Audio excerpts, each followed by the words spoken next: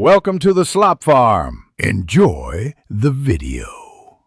In this video, I will explain how to play Cuphead on a controller. First, ensure your controller is properly connected to your gaming system.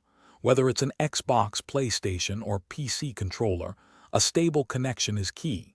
Next, launch the game and head into the options menu. Confirm that Cuphead recognizes your device, and you are ready to customize your settings for an optimal gameplay experience. This initial setup is crucial for smooth adventuring.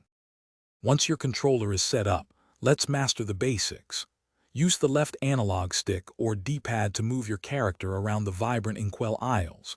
To jump, press the button on an Xbox controller or the X button on a PlayStation controller. For a quick evasion, hold the B button on Xbox or circle on PlayStation to dash. Remember to parry pink objects by jumping and then pressing the jump button again. It's vital for building your super meter. Now let's talk about offense. To fire your weapon, press the X button on Xbox or square on PlayStation. If you need to aim precisely without moving, hold down the RB button on Xbox or R1 on PlayStation to lock your position.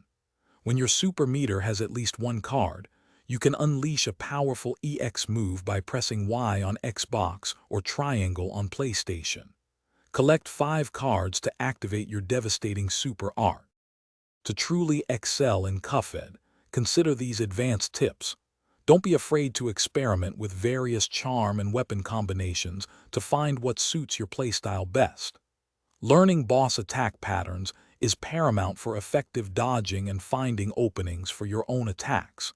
Make frequent use of your dash and parry mechanics, as they are crucial for survival and building your super meter. Consistent practice will significantly improve your reaction time and overall performance.